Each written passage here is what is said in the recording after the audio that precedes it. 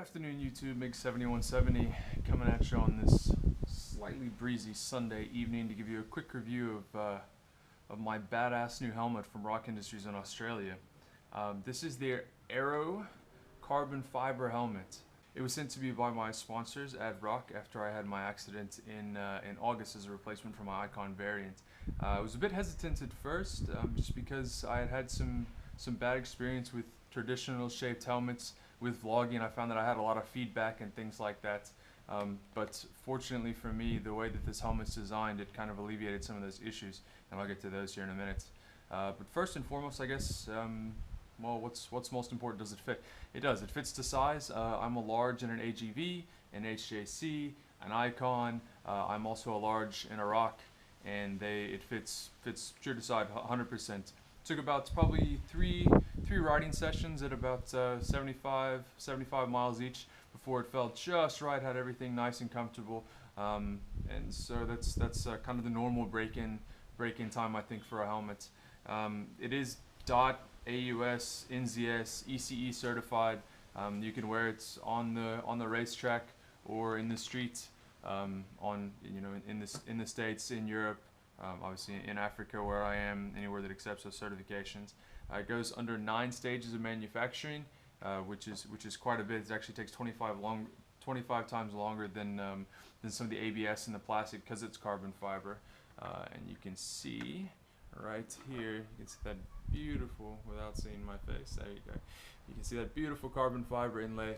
It's also on the front as well. It's a very, very nice made helmet. You can tell a lot of attention to detail. And a lot of work went into it. It is very, very light. It's actually, that's one of its best features. You're looking at about 1,300 grams per helmet, which, I mean, I don't know if you've ever lugged around an Icon variant. I mean, sure, some of your motovloggers have.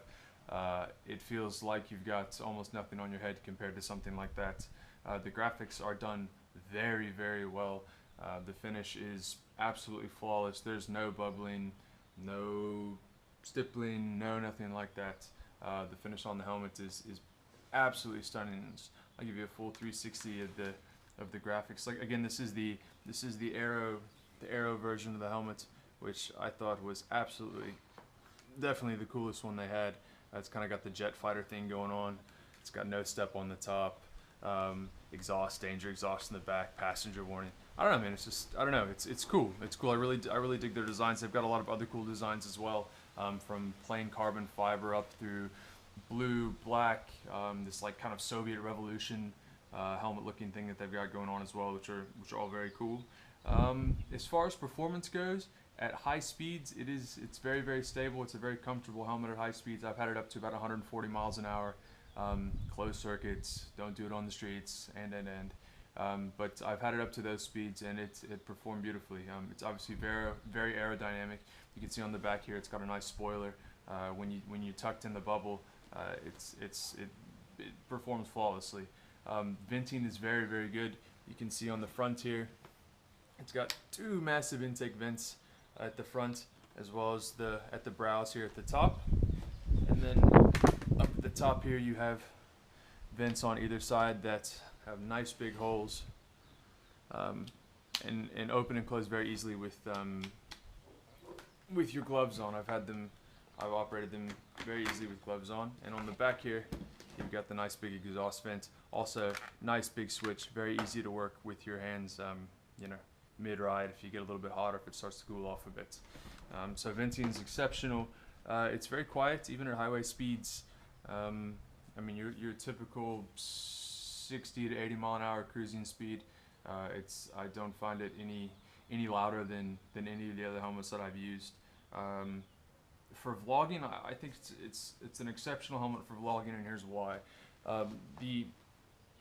What I found with other helmets built like this is that when the visor was down, I tended to have quite a bit of boom inside of my helmet, and that's actually why I switched to the Icon variant for the first time, was because I had this boom, and that boom would feed back to the mic, and it would create that that nasty hissing sound, and you get kind of I don't know, it sounded like you were down in a well, and it would constantly break over the little sound threshold, and it would get very scratchy. But with these, it's got these nice big holes here, and I find that a lot of the sound is diffused out of the front of those holes, and I don't get that same feedback as I got with the other traditional helmets. So I've actually have my mic tucked in back behind this cheek pad here, and you can see my whole setup. I've got an Audio Technica 3355 or something like that. Anyway, it's a lapel mic that runs on a battery, and I've got this run all the way up through the padding, and it's very comfortable. Everything fits in there perfect. The padding, speaking of the padding is very soft, very plush. It's removable, it wicks away sweat. Pretty much your stock standard, which basically anything that you'd expect from a high quality, high end helmet. What I also like is the fact that they've got just the standard strap. You see some of the newer helmets are going towards the straps that have the clicky bits. The clicky bits here. I don't know what to call them other than clicky bits. But I like the standard strap, and here's why. In South Africa, if you're at the track, they will not let you on the track if you don't have a helmet with a standard strap on it. It's kind of health and safety sort of thing. Apparently, it can be, if it gets damaged in a wreck, it can be really difficult to get off. So that was kind of a plus for me. The shields come in multiple colors. I've got clear, black, and obviously this flippin' sexy mirror, which I actually like the most.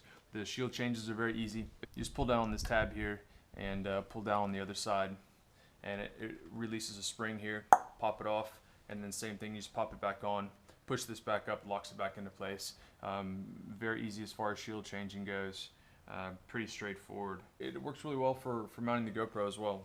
As you can see, and it looks kind of janky, and you think, oh, Migs, you fucked up your new helmet, but not really.